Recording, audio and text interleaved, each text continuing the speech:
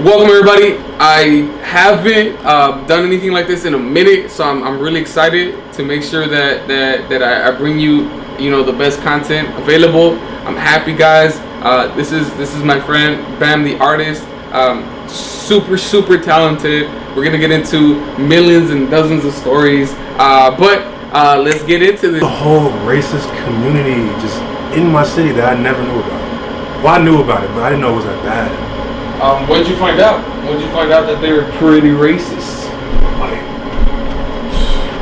from when that whip and shit, and all them videos, there's so many videos about shit that's going on in Clan T. Yeah. So there was literal like white people walking around with whips. This is not whips. There's like one person with a whip. There's like people walking around with Confederate flags and shit. It's crazy. Yeah, bro. The Confederate flag shit to me is like really interesting. Because it kind of signifies like the old past, right? Like the remnants of wanting to hold on to like that economy, right? That based itself on human beings and particularly black people, right? Yeah. So, but they lost. They took an L, right? But they've never been able to get over it. You know what I'm saying? So to them, right? I'm sure you've heard it. They say it's history, right? Yeah. And that they're proud of their roots, right? And to me, I can't understand how you could be proud of something like that. Something disgusting. Exactly. It kind of reminds me of Germans. Yeah. So Germans today, they're pretty much on board with fuck the Holocaust. Like they're like, damn, I can't believe like we did that at one point. Yeah. In fact, it's illegal to have like Nazi flags there, things like that. So it's like, if they're able to take accountability for their past and say that was terrible, right? We don't want to do anything like that. I compare that Holocaust to slavery. Yeah. There's like very clear parallels there. It's different. It's very different for many different reasons, but the abuse and the violence and the dehumanization of human beings was like on par. Yeah. Right? So it's like if they're able to move on and say like, hey, that was terrible, that was fucked up. Why is it that our people, well not our people, but Americans, right? Many of them still hold on to that flag, bro. I don't get it. I honestly don't get it. It's like, have some accountability for your ancestors, man. I don't know. It's crazy. Yeah, we were just talking about the Confederate flag and like how people, like white people, those white people don't really want to take accountability, for what their ancestors did, and I think it's kind of bullshit, but at the same time I kind of get it because history has always been taught from their perspective, right? It's been taught to kind of not really tell them the truth. Yeah. You know what I'm saying? So when you tell them lies, they believe the lies and they're emboldened by everything around them, that at the end of the day it's kind of like they don't want to take accountability for something they think doesn't really matter as much, right? So like, I remember when Obama became president, everyone was like, racism doesn't exist anymore, right? How is it that a black guy can become the president of the United States and you're still claiming that racism is the thing? Have you ever heard shit like that? I have. What do you think about that, man? Saying that racism doesn't exist. I mean, I have mixed feelings about Obama. I'm not gonna lie. Yeah, what do you think? A lot of people are saying that, what has he really done for the black culture? You know what I'm saying? Like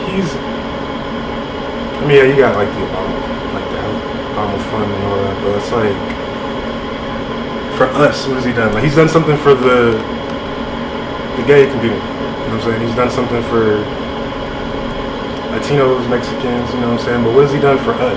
So it feels like, it's not like, I'm not trying to say it's like a slap in the face, but it's like, bro, what about us? You know what I'm saying? I don't think that, I'm not trying to like say ill on Obama, you know what I'm saying? But I just feel like we didn't get a cut, you know what I'm saying? We got years and years of I don't want to get into it. I just feel a certain type of way about it. Yeah, nah, it's cool. It's all good. But like moving forward, like of course, like I feel like politicians in general, it doesn't really matter what their skin color is. They just overall they always kind of seem to slime ball everybody. Yeah. They're well spoken. They're well dressed. They make it seem like if you trust them, right? You vote for them. You get them into political power. They tell you everything, bro. They tell us everything we want to hear. And then they get into power, and unfortunately, sometimes like the game ends up winning. You know what I'm saying? So like, you know Immortal Technique, right? Are you familiar with him? Okay, so Immortal Technique is a really badass underground artist, but this one time he said something along the lines of we try to join, we try to go within the system to change the system, but the system ends up changing us. Right, so let's say, for example, Obama, before he became a president, I think there was a lot of history behind him that said he's the guy. Yeah. You know, he's the guy. If there's anyone that could change anything, it's him. Because he was like a community organizer. He was doing all sorts of shit that really made him seem like he's like for the people. Yeah. And then my guy gets into presidency, and then he basically ends up bending over for, you know, large corporations, which are for sure connected to white supremacy in one way or another. Did favors for Wall Street, right? The bankers. So it kind of just really makes me think, you know, like, first of all, life is really complex. You know what I'm saying? And I'm not trying to say, guys, that if I'm in some position of power, then I'm going to be Mr. Change It All, because when you get there, who knows what you feel? Yeah. Like the pressure that you feel that ends up making you either crack, right? And Obama's a very smart guy, obviously. Yeah. Like I kind of like, now that we have Trump for 4 years, and I was very critical. I was very critical of Obama. I always was. Yeah. But dude, like seeing this fool as a president, I'm like, damn, I really do miss Obama. You know? Trump. Okay, this is one reason why. It's just like he doesn't give a fuck about shit. Okay, this is an example. He just put something out where they had to. He wanted to do like a little block, a suspension on social media, right? Yeah. I heard about that. Fucking stupid. Yeah, he wanted to do a block on social media for what? Like, what is that? What is that doing? You know what I'm saying? If you want to fix the problem, if you want to stop people from looting and throwing dirt on your name and all that shit, that's not the direction. Social media isn't going to do shit for nothing. Like, it's not going to change anything. You know what I'm saying? Yeah. He doesn't give a fuck because he hasn't it hasn't affected somebody that he's cared about. So it's like he's not going to give a fuck. He's not going to understand. But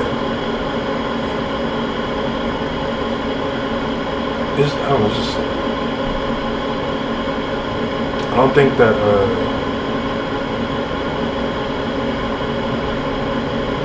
I don't even think voting is gonna matter.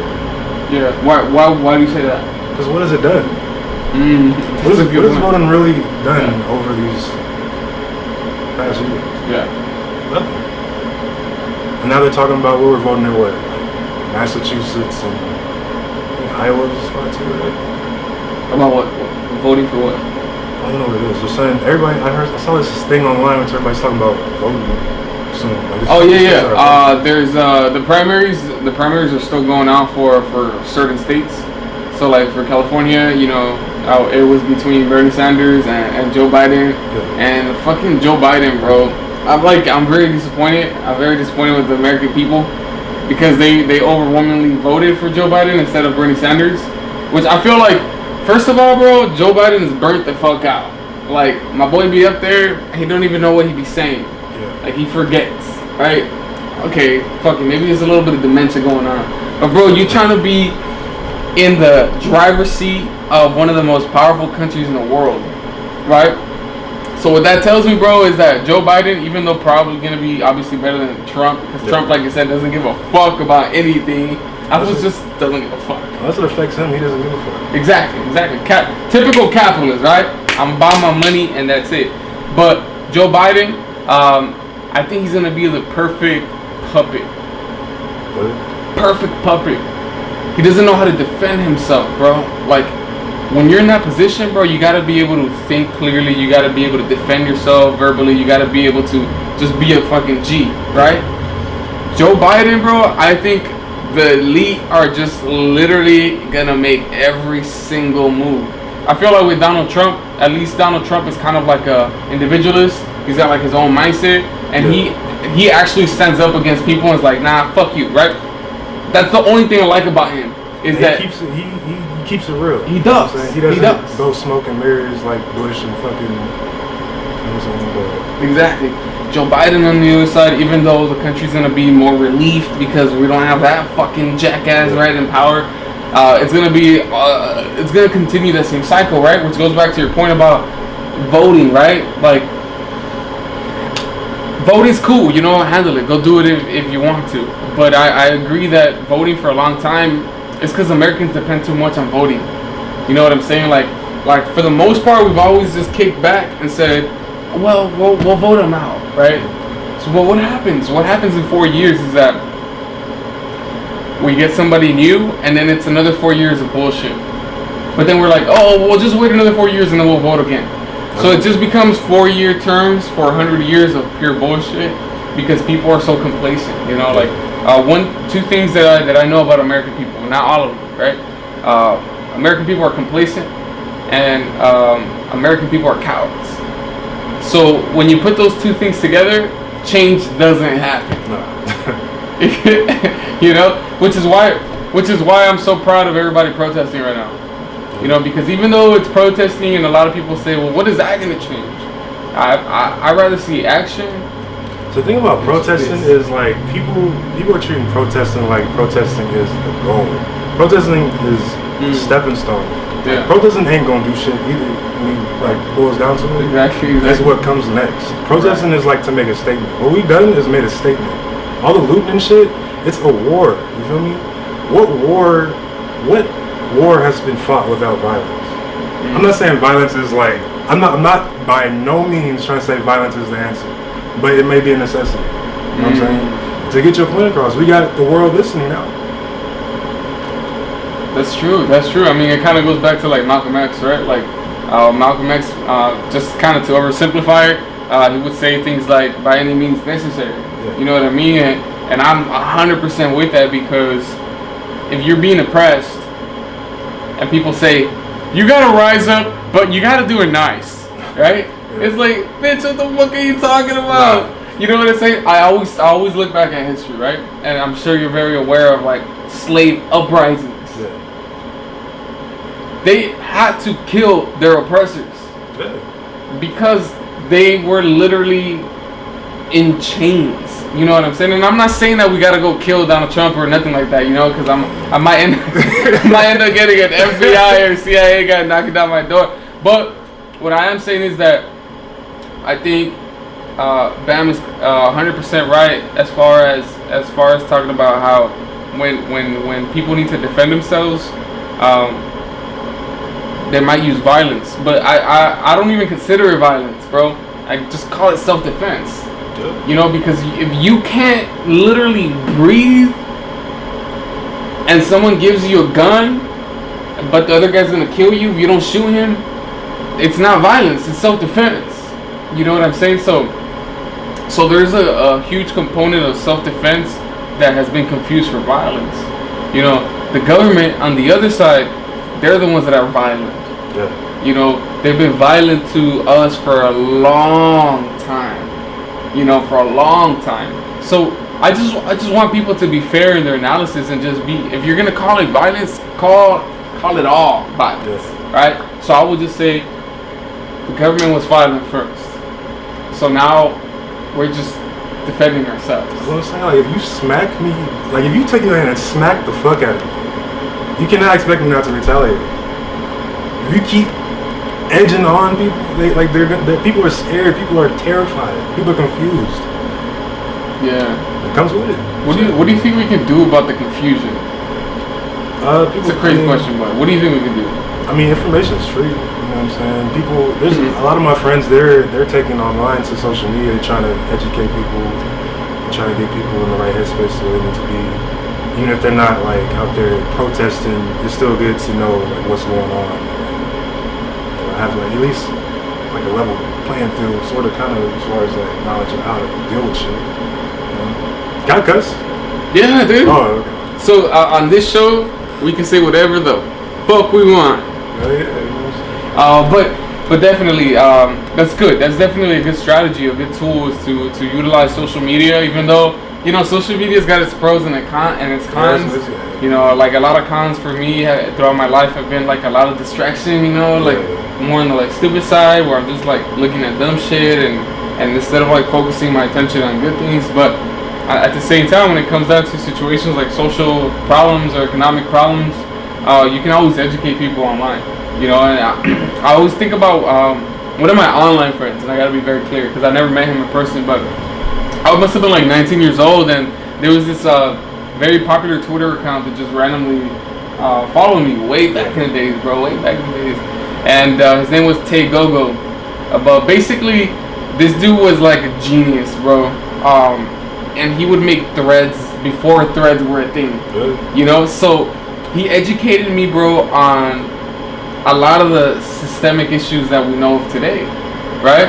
But basically, like, he put me on that game before this whole thing was popular, because in a sense, like, I feel like everyone knows now, right? Systemic racism. Duh. Yeah. It's such a painfully obvious thing, but I feel like 8 years ago, it wasn't. What do you think? Am I tripping?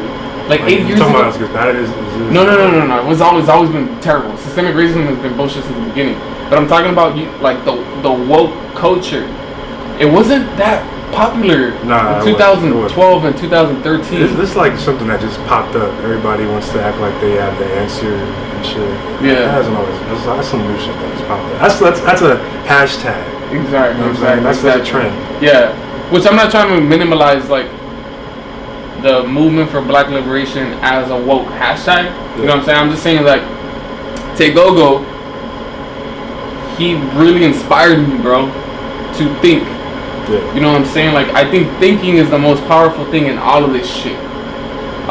More than me telling you what to think. You know what I'm saying? Like even if we had like a badass Black Lives Matter leader here, right? Yeah. And he's or she or they are telling us what to think.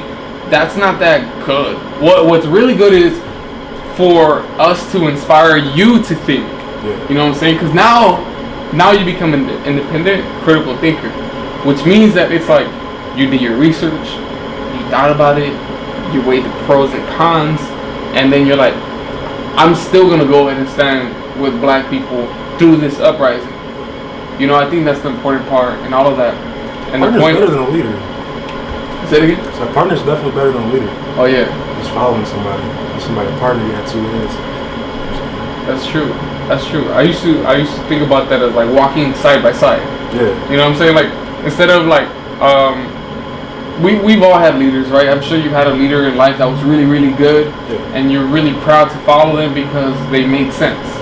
But then you've also had those people that thought they were leaders, but they were just like egomaniacs, and you were just like, fuck, I fucking hate this guy. Yeah. You know? So I feel like definitely walking side by side with people is super important. And in this whole like confusion, guys, I know a lot of shit's going on in life, but do your own research, man. Just do your own research. Pay attention. Read a lot. Read as much as you can. Talk as much as you can, because this is how we're gonna be able to kind of lay down the plan and say like what makes sense, what doesn't make sense, and how are we gonna move forward. You know, were you when you went to another cool fun fact, guys, is that we actually met in Iowa. Yeah, Sioux City. Bro, that shit is like a really interesting, sort of traumatic experience for me. You know, but anyways, guys, we met in Sioux City, and if you guys don't know where that is, you can either Google it or I can tell you. It's nobody's heard of it, so right. Don't feel bad about it. So basically, it's like in the middle of Nebraska, Iowa, and South Dakota. Oh, no, North Dakota? It's South like probably like on the like right between. I remember it was like a little triangle type thing, right? Like very close to each other.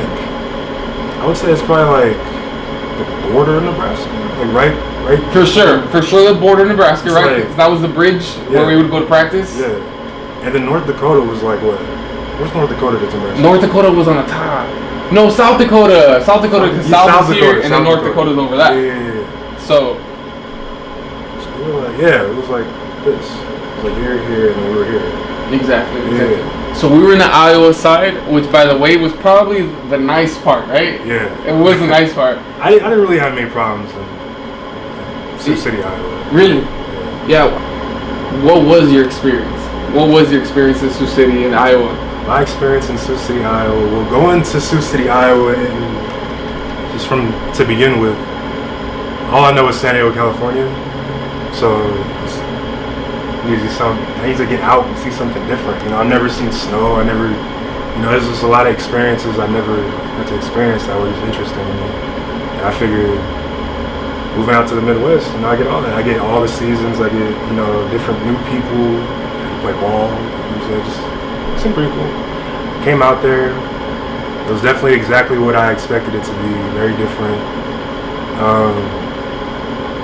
I don't know if it was fake, but there was everybody was really nice to me. I didn't really have many issues with people. I guess I don't know if I'm just like a nice, approachable person or something, but I never really had any ill towards anybody. Yeah. I think it also helps that you're really big, so that might have played a little part too. People didn't want to, People don't want to fuck with you, People don't want to say anything stupid or racist or just something that's gonna hurt your feelings because they're like, this guy's gonna fuck me up right now. That might have played a little part. But I'll tell you my experiences, and obviously I'm not even close to being as big as you, so I was definitely tried by a couple people. So I was there a year before you, right? Because you graduated at 16? 17. Okay. But you're a transfer student? Yeah, I went to a junior college for 2 years. Okay. We'll talk about that in a bit. But here's one of my first kind of experiences in Sioux City.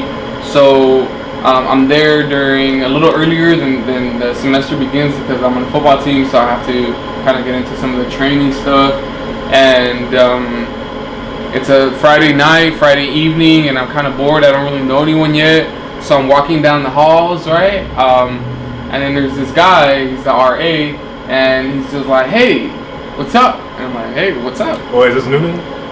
It wasn't Noonan. Oh. It was actually, what's the name of the hall that was across from the Eating It place? It was Noonan, then it was like the atrium, then the library, Alverno. Yeah. Wait, Alverno's not the freshman one, right? Freshman one is Toller. Okay. So I think I was in Alverno. That was like my first spot. Yeah. And I see this guy, and we just kind of start chopping it up a little bit. He's the RA, and then he's like, hey bro, what are you doing tonight? And I'm like, shit, nothing. I'm literally just in my room hanging out. So he's like, you want to go to a party? He's like, do you drink? And I'm like, hell yeah. I'm like, fuck yeah, that's what I'm here to do. So, anyways, we go, we buy some drinks, I bought some Coronas, falling into the stereotypes. And I swear to God, bro, as we're going to the party, there's the two white guys in the front, there's a random just black dude walking down the street, and they just decided to call him the N-word with the hard ER. Damn. Like just like that. And then I was like, did you guys just call him that? Wait, they went to the school? Yeah, they were students at BCU. Yeah. They were students, and that's how we got to know each other, right? It was because I'm in the hallways, and I just told him, I was like, wait, did you guys just call him that? Because I was kind of in disbelief for a second. Yeah. Because I don't really hear a lot of people say it. I hear a lot of people say the N-word with the A at the end, yeah, but not with the ER. I don't think I've ever heard. Those two things mean different things. Yeah. And they said that, and I told them, I was like, well, why do you guys say that? And then they're like, the first thing they said was like, why do you care? You know, you're Mexican. And I was just like, oh, damn, like this is what I'm in. This is what I'm in for. Basically, what I took from that was like, of course they were gonna call me things, you know, probably behind my back. So that was just that, like one of the first moments there when I had to like really buckle up and just be like, you know what, bro, this is gonna be a trip. But fuck it, you know, I signed up. You know, I signed up for it, and when things would get really bad for me in my own personal life there, I would just have to tell myself, I don't want to disappoint my family. Yeah. You know, by just leaving and coming back and you know, you're in debt, you didn't graduate, you know, things like that. But there was also a lot of great moments out there. You know, a lot of beautiful moments. And what would you say was like one of your like, what moment in college or at BCU do you feel really helped you become a man, or helped you in your path to be who you are today? I would definitely say football, 100%. Yeah. More so for the simple fact of, okay, so let me rewind. So before I went to BCU, I went to junior college, right? Southwestern. It's not that far from here. It's probably like 10 minutes from here. Or so. And we were a pretty top school. You know, we had a couple chips under our belt. So going to BCU. So it's called Southwestern Junior College? Yeah. So going to BCU and like it just being, the culture was different than what I'm used to. Like I'm not with nobody that I know for real. It's just like foreign to me. But I still have to go out there and fight every single day.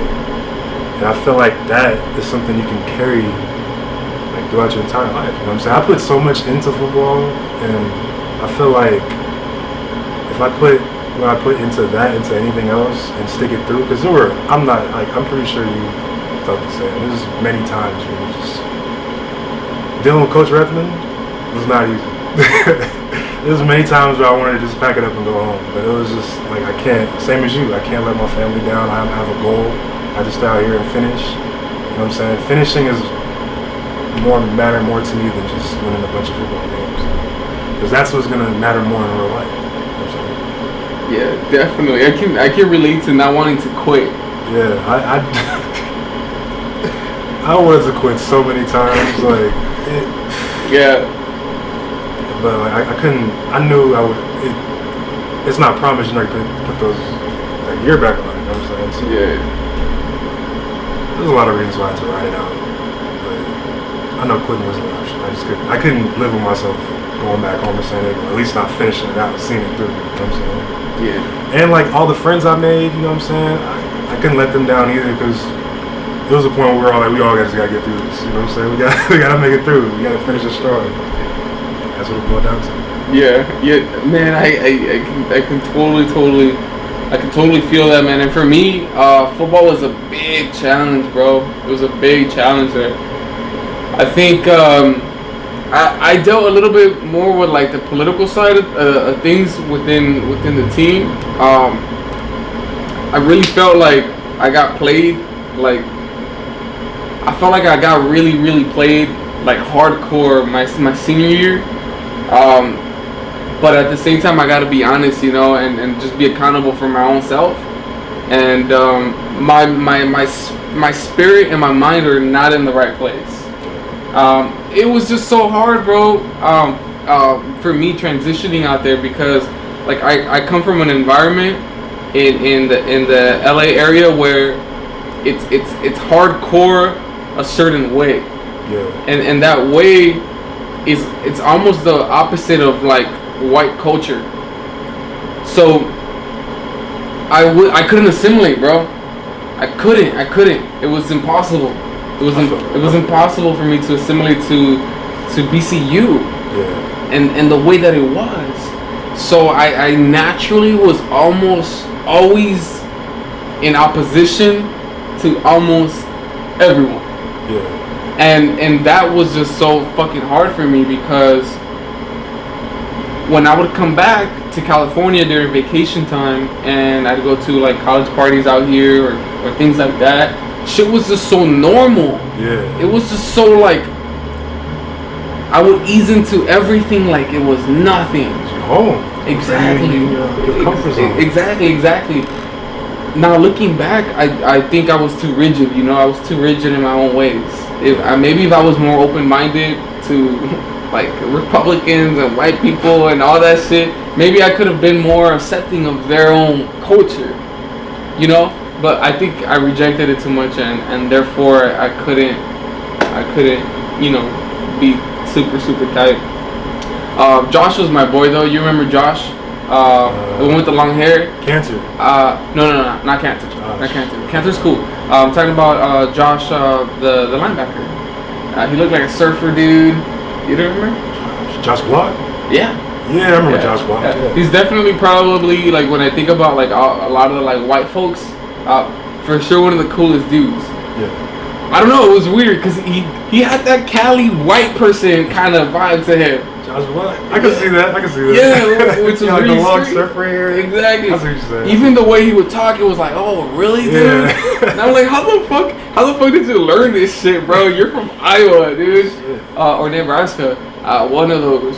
But yeah, so Tom Rathman, man, he was a good guy. I really when we would have one-on-one conversations, I really felt his genuine persona. So the first year I fucked myself over because I got caught smoking weed. I got caught smoking weed with my boy Herndon. Remember? Herndon. Do you remember Herndon? No. Herndon? Okay.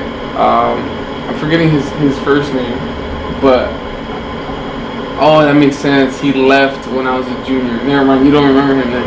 But anyways, he was dope. We were friends. But before that, like he told me, he's like, hey, you wanna go smoke or whatever? We're gonna get to know each other. And this is before season starts. Okay? So I'm like, yeah, sure. You know, again, it's like when you're new, you're looking for people. Yeah. You know, you wanna feel welcome. You wanna feel like you're a part of something. You wanna feel good, right? So whatever, we rolled it up and we moved over to the hill. You know the hill by the softball. So you know how there's the softball part where the girls would play. Yeah. You know that hill directly in front of it. It like led up to like the weight room. More on the other side. More like closer to the Noonan side, where the church is at. Yeah, I know what you're talking about. Where the church is at. You know how there was a hill. Yeah. And there was actually like steps where you can go down. Yeah. Okay. So right there, we pulled up right there, and I told the guys like 4 times. I was like, guys, is it gonna be safe? Is it gonna be safe? And they're like, yeah, don't worry about it. So I was like, fuck it. So we started smoking it, right? I'm not gonna mention the names, but anyways, we were right there, and I see the security guard pull up, right? And the whole time I got my California mindset. I'm like, it's a fucking security guard. It's marijuana. They're not gonna give a fuck. You know, they're gonna just be like, hey guys, you can't do this here. So one guy ran, bro. And like literally, he just took off, and I was like, oh great. So I thought I could be Mr. Cool Guy and Mr. Tough Guy, but just chilling there and kind of taking it like a man, you know, and being like talking it out or something. Man, the guy straight up says like, what were your student IDs? And we're just like, what the fuck are student IDs? So, you know, I was like, it's gonna be really hard for me to run away. They're gonna be able to point me out real quick. It's like, because you gotta come back. You know? Exactly. He was like, well, there's where's the Latino guy? You know, there he is. So I give him my ID, bro, and surely enough, like Tom Rathman calls me in the morning, and he just tells me, he's like, what happened? I told him, and that perception, man, that perception set me back. Yeah. It set me back a lot, because they were still trying to get to know who I was, and out of nowhere they're like, well, this is the stoner guy that that doesn't give a fuck about anything. So that fucked me over for a long time, and then I got into my own head, and I got injured. Fuck it, that year happened. senior year comes around, and I'm really excited. I'm really like turned. I've been working hard. I really want this. Yeah. And I was so much better than so many other like receivers. And then on that first like game, they decided to put like one of the freshman guys or one of the sophomore guys like in front of me, and that crushed me, bro. It just completely like decimated me, especially at the time because I was so young and so immature that I couldn't look at it like I could today as a man, and just be like, fuck that, I won't beat this fool. Like, you know, like I couldn't turn on that jet because I was too emotional and too immature that I imploded from inside, bro. I imploded from inside, and I couldn't recover, man. I couldn't recover. It's one of my deepest regrets, and I don't regret a lot of things, bro. I feel like we've all felt that though at one point. At some point, so you play sports, you're gonna feel that at some point. You know what I'm saying? Definitely. I felt that at my junior college. Here's a story. So I didn't, believe it or not, football was not my sport. Not you didn't play football in high school? Basketball was my sport. Like that's what you're really good at. I got to like my freshman year. I was playing basketball like at rec centers, like all through my teen years. I got to high school and it got real. We were having to run around the track and all that and do miles and all that. And I was like, I'm not doing all that. You're like, I'm not about that life. Like I'm used to like running up and down the court, not doing miles, like nah. So my immature ass, I was just like, nah, I quit, give up. So then I stopped doing basketball. I stopped doing anything. I was just being a regular student. And the football coach, he kept coming up to me like, hey, you're big. Because I was tall, but like I was lanky when I was playing basketball. I stopped playing basketball, so I got fat. I was fat. I was like almost 350 pounds. No way. Yeah. And I like the coach, he was like, hey, you gotta come out. You gotta come out the football field. I was like, I played like flag football when I was a kid. But like I never played football before. You know, like, you're big, just come out. I was like, ah. So I came out my junior year, punked out right before the season. Went through all camp, went through all practice. I just didn't feel ready. Which makes sense now. They wanted me to just be big out there because like you're big. That matters. It does. Play a nose, right? Stick them there. Yeah, just be big. Just go out there, see ball, get ball, easy. But like in my head, I'm like, I don't know what the fuck I'm doing. I'm about to go on this field in front of all these people and just look stupid. So I just gave up. My senior year came around. I was like, this is my last year. I go with a bang. So I played, amazing time, got a couple offers, grades wasn't good. In my head, I'm like, that doesn't matter. It actually hit. You have to have good grades to be a college athlete. so pointer, very important. After that, I went to junior college. I forgot what my point was. I went to junior college. I only played my senior year. I went to junior college and played 2 years. And that's when I went to DC. I forgot a lot about that. Well, I think you were talking about how it wasn't your main sport. Oh no, yeah, basketball was I didn't play football until my freshman year in high school. My senior year in high school. Which is pretty crazy. And how did you do? How did you do your senior year in high school? I did alright. I mean, I didn't start because like I didn't know all the plays. I never played football before. I didn't know what the fuck I was doing. My stance was atrocious. Yeah. But like, I mean, I was bigger than the people out there, so it wasn't that hard. It was an advantage, right? Like your stature had an effect. Yeah. Like like the little that I did know, it helped. Yeah. My size did 90% of it. So when you transitioned from high school to college, did playing community ball help you out a lot as far as becoming a football player? From community to university, or? Yeah, but like from high school to community, what role did community football play in your development as a football player? Community. So when I first went to Southwestern, I sucked because that whole be big, get to the ball, that shit was out. You know what I'm saying? There was a lot of skilled people, huh? Yeah, there was people my size, there was people that were smaller than me but had that technique, been playing this shit for years. So that was out. So it was like starting all over. I had to learn everything over again. But I liked it, you know what I'm saying? Like I liked being part of a team. Like I liked football. I can't say I had a passion for football because that would be a complete and total lie. But I did like playing the game. It was fun. Yeah, and I was fairly nice at it. But it was just like have to relearn everything. Like I had to go back to like 1, 2, 3. Like this is your stance. Put this hand down on the left side, right side. And like I wasn't starting. I wasn't playing for like my first year. So that kind of was shitty.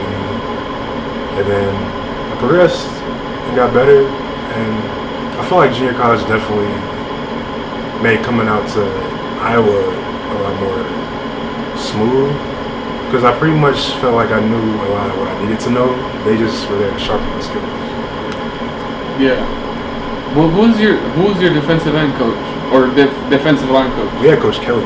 Damn, dude, I loved Coach Kelly. Oh my, Coach Kelly was easily the best coach I've ever had. Like I'm not like I can say that confidently the best coach I've ever had. Why? Because for one, I never had a coach that would get down there and do the drills with me. So insane. I have never had that before. Like coaches will be like, "You're doing it wrong. Next." Have someone do it until they do it right. He will get down and show you how to do it. And it was cool because he wasn't like he was a coach, but he was more like a friend to us. Like he was more like a big brother to us. So it was like we had like a deeper connection than just being teammates. You know what I'm saying? So he would joke around with us, call us weenies if we fuck up in practice. Like it was always fun being coached under Coach Kelly. You know what I loved about him was that he had a real personality. Yeah, he had a passion, real passion. Yes, like 2 P's right there, right? Yes, personality. Passion and personality. It takes you so far in whatever field you are. Yeah. He had that, bro. He had that. I still coach football today. I'm not sure if I'll be coaching this year, obviously due to a lot of shit going on. What age group do you coach? So I've done middle school before, but for the past 4 years I've done JV for 2, and then varsity for 3. So 5 years in the past 5 years. So I've been working with seniors, right, and juniors and stuff like that, which I totally love. It's really fun, and I get to be an asshole, you know, and I get to like push them and all that stuff. Yeah. But I try to be like Coach Kelly in the sense where I put myself in it. Yeah. You know what I'm saying? Like, oh, you don't know how to do it? Let me show you how to do it. Yeah. Let me show you how to cut on this cone. Let me show you how to get off the release. Let me show you how to, you know what I'm saying? And I love coaches that can do that because you're seeing a model. Yeah. You know? Versus I had coaches that were never played the game. They're telling you what to do. And I'm like, dude, you don't even look like you can play football. Exactly. You know? So, damn, Coach Kelly, man. I wish I could see him today, bro. Like, I do too. And just, yo, how are you doing, man? Like, he's definitely had like a huge impact on me, like at BC. He's definitely made a complete difference. And, like, he's definitely made me see a lot of shit differently. Because we've had like a lot of talks. Because I was always eating this shit. yeah. You know what I'm saying? So he always had to pull me to the side, and he's always had to have those talks. And those talks really helped. Like they really, like, in a sense, saved me. You know what I'm saying? Yeah. His accent was dope as fuck too. What was it, like Southern? He was from Florida. Oh, yeah. Yeah. He was hilarious. He kind of just gave me that vibe, bro. Like, you know, like when we, like growing up, we would watch like football movies, and coaches would have like that that football terminology kind of feeling. That's Coach Kelly. I never felt or saw that until I met Coach Kelly. Yeah. Like he was so energetic, like crazy energetic. He was fucking buff. Everything that you can think of as like a prototypical like dope football coach. Yeah. I've had dope football coaches before that, but he was that, and so that senior year when I got played in that first week, I remember like Coach Kelly we had a brief conversation because we were practicing at BCU. You remember before the nice field that they have now today? Yeah. You remember that field, right? Super fucking shitty field that we had there. Dirt. Yeah, like grass and dirt. Exactly. Like he noticed that I wasn't part of the first group, and we locked eyes, and I'm just like coming off the field, like just inside I'm dreading. Yeah. He looks at me and he's like in disbelief, and he says like, "What the fuck?" You know, and that's when I knew. That's when I knew that there was some other. That they were playing politics, bro. Yeah, easily. And I knew I felt like shit because I knew that I was the pawn in that political scheme. I didn't feel valued, therefore I just fucking tanked like an idiot, you know, because I couldn't motivate myself. In all of that, there was like 2 people that really tried to kind of push me forward. You remember Brett? Brett, what's his last name? Brett. I don't know. They had one of those like German last names. Brett? I don't remember Brett. You should remember Brett. Brett was like the fucking Goldilocks receiver that we had. I don't know his last name. Okay. Well, anyways, they would like try to push me, you know, and they try to remind me like, hey, work hard, bro. Like you got this. Yeah. But the savage part of myself was like, no, fuck all of you. And dude, I remember I would fucking like after practice I'd go buy a 40 and I'd just be chilling in my room, bro. That's just the worst thing that any athlete could do to themselves. Yeah. You know, but I just felt like severely like misguided. My whole family, everyone that I loved was like 2,000 miles away. Okay, not 2,000. Let's say 1,000 miles, right? Somewhere on there. Somewhere like that. And that was that experience, that moment. But hey, man, like fast forward, I feel like life is a gift today, bro. Do you regret going to BCU? I don't. That's not. My regret was not going to BCU. My regret was not giving my best for that football team. That is a legitimate like, fuck. I kind of got the same. I feel like I definitely could have been a lot more focused. I definitely could have put a lot of extracurriculars to the side. You know, kept my direction straight. Because you know how I see it today? I see it today like it was such a short glimpse of time. It was. And it didn't feel like that when we were there. Oh, hell nah. Now, them 3-4 years flew the fuck away. That's what I'm saying, bro. That's what I'm saying. And that's what I want people to also think about is that sometimes certain moments in life fucking suck. But that's what you got right now, homie. Like those are your cards, bro. You can either burn them, throw them away, or dug it out and say, this is what I got right now and I'm gonna work 110% with what I got and make the best of it. I didn't in that moment because I lacked the support, I lacked the mental capacity, the physical capacity. But I'm also making excuses, right? I could have just said like, you know what? Fuck it. I'm just gonna go hard. I'm gonna go hard in every single thing I do. Yeah. And that's probably my biggest regret. But now when I look at that, it motivates me today. You know, it motivates me today as an adult to just say like, you know what? This is what I got now. You know, this is what I got now. And even though sometimes I still slack off and things like that, you know, I have almost 26 years of life to try to work through that, you know, and say like I'm not gonna be, you know, the lagger anymore, you know, the lazy guy or whatever. I want to work hard and do things like that. So that's kind of where I'm at as far as like trying to learn from my past. Yeah. So, but like I said, bro, I feel like today, I look at your work, bro. I look at your paintings, and I think to myself, like, when did you realize that this is what you love to do? As far as art, well, art's kind of it's been like something I loved since I was 6 years old. But like, I didn't take it seriously until I was done with football. And the reason why is because football was over. It was like 90% of my time, so I just had school and then free time. So I thought, why not pick up something? It's an old habit that I used to. Well, it started out me doing just like little doodles in my room. People would ask me to do like most like tattoo drawings, can you draw a picture of me? And it turned into like me posting online. I had a few people from like different states hit me up asking for stuff, like logos and stuff, and it just kind of, it's just like the more people I don't do art for like a praise and like, hey, that's cool. But that does make it like 100 times better to know that everybody likes something that I, put together. That's what I like about art, creating something out of nothing. This was a white canvas before I did my thing too. That's what trips me out, bro, about art, is that it just comes. Like, it's like, okay, it doesn't just come, right? You do it. You put it into action.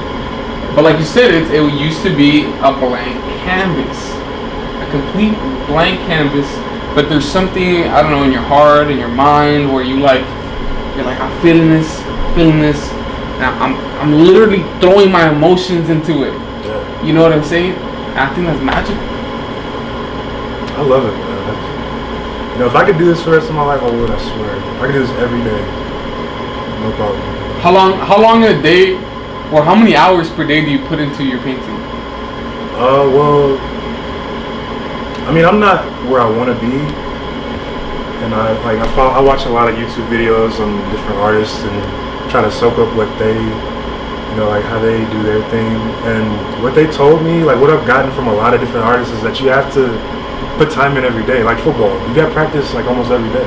You got to practice this shit every day. And like people say, I get a lot of questions like, how do you get so good and all this and shit. It's like you have to practice. You have to. Like it's not just gonna come. Like you said, you can't just throw it up there like a language. You don't just speak Japanese. You know what I'm saying? You have to practice and learn. You don't just learn how to ride a fucking airplane. Yeah. A lot of practice, a lot of time, a lot of perseverance. Would you say that you've put in over 10,000 hours? Over 10,000 hours? I'll tell you why I say that. I don't think of that many, but like shit.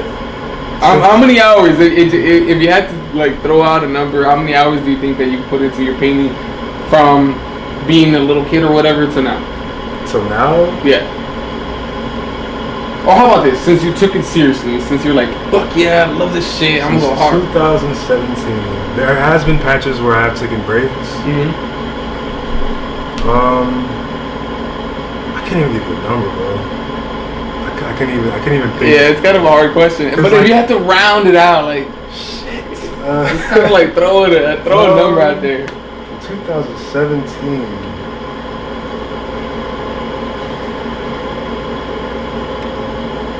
So for sure we can say it's been 3 years.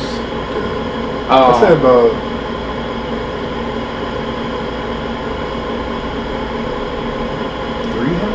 300 hours. Okay. I feel like there's this saying that when you reach 10,000 hours of experiencing something, that's when you get to reach the mastery level of a certain subject, of a certain skill. I'm a guru. Exactly. But you got the rest of your life, bro. You got the rest of your. And this is what I admire about this skill, is that it doesn't require you or anyone else to be a workhorse. Yeah. Football required us to be workhorses. That means that our knees, our shoulders, our ankles, our ligaments and our joints are under extreme pressure for a lot of time, right? Which means that over time, it's gonna create injuries, and overall, it's gonna create wear and tear in our bodies. By the way, is your body sore after the whole football thing is done? Like sore every day? Like, I might be alone on this. I don't know if it's because of the position I play, but like I've been talking to football players because my body's hurting, bro. Yeah. My back, like in general. It's not like excruciating pain, but it's like I'm feeling a little different. I'm thinking it's like because I've been older. Yes. I'm only 27. Like I'm still young. Yeah. I definitely feel like football is doing this aftermath shit. It's playing its long-term game, right? Yeah. And that's my point, guys, is that when you work with your body, it's gonna have a long-term effect. Yeah. Bro, check it out. I just got a surgery, bro. Look, you see that? Oh shit. You see that? What the hell's what happened? You see him though, right? Yeah. So unlike you didn't play till fucking senior year in high school. Yeah. So, but I do want to admit he played, defensive line. So that's a really like fucking literally these guys are melting together every play, which is crazy, bro. CTE type shit, right? Yeah. I played receiver and DB, but I started playing since I was 12, and I didn't stop until I was 21. Yeah, you got that's like, a long time of fucking hitting. Smack. Exactly. So, bro, I have wear and tear in my knees, my ankles, and my shoulder, bro. So in 2015, after I graduated, I got surgery on my left one to repair my labrum, which was torn from all the. When you play DB, you jam. You jam all the time. And like artists, they open up not shops, but they open up like little venues, have people showcase their artwork, showcase their music. I met a lot of people, a lot of inspiring people, and I want to do something like that. Like I want to build a team, not a team, but like a community of artists. Maybe not even just San Diego, just like a big community, because art's dope. You know what I'm saying? There's a lot of dope artists out there who can't, who don't have like other people to relate to, who don't, have other people to connect with, network. So I want to make like a studio where I can help other artists to come through if they want to, bounce ideas off each other. I definitely want to sell a lot more of these giant paintings.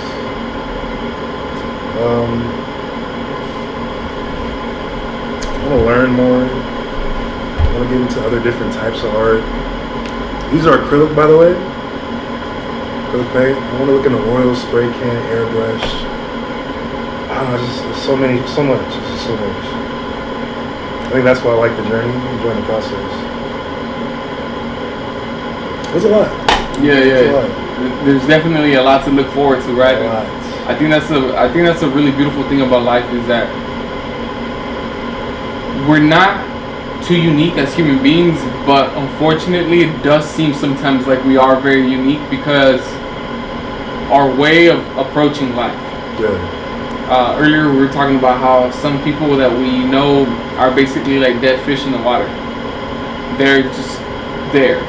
Yeah. And they wake up every day and they just have a regular job, and somehow that is enough, right? Whereas with people like ourselves, we wake up and we think, when am I gonna get to do my passion? Yeah. Because that's not enough. Yeah.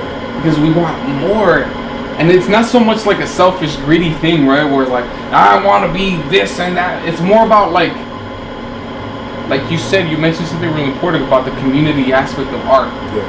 You don't want to just do art for yourself. You want to do art for a community, for people that you love, right? So it's kind of like, I feel that way too when it comes down to the things that I create. I create it because it makes me feel good. Yeah. And it is really nice when people can compliment you and say, wow, that was really nice. Thank you for sharing that. I love that feeling, but at the same time, it's also bigger than that. Yeah. It's about expanding perspective. This is what my podcast is all about. It's about just 2 people, 3 people, 4 people, whatever, just chopping it up freely about life and reminding people that there is things worth living for. There are things being passionate about, because we're kind of living our paths, and they're full of passion, they're full of energy, they're full of life.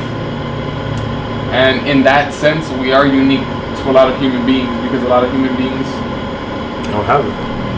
Exactly. So if there was one thing that you wish you can share with the audience, what would that thing be? One thing to share with the audience? Find your passion. I would definitely say find your passion. Go at it full speed. Don't take things so seriously. Things come and go.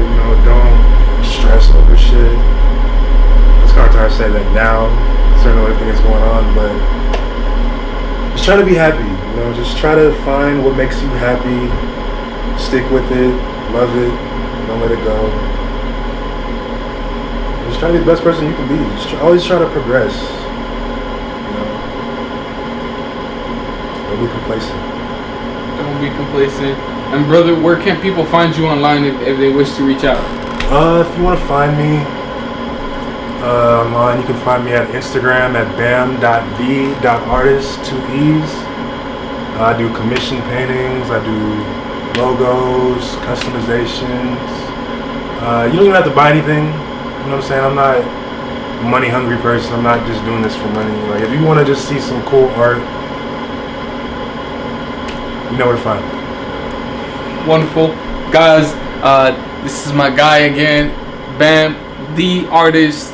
I was extremely humbled, happy, and honored to be here. Thank you for inviting me out to San Diego to catch a vibe. Honored to have you here, man. To reconnect, have a good time, and that's exactly what I did. Guys, I hope you really enjoyed this today. Make sure to comment, like, subscribe, share this with people. And as always, I appreciate y'all, and I'll see you guys later. Sure. Thank you, man.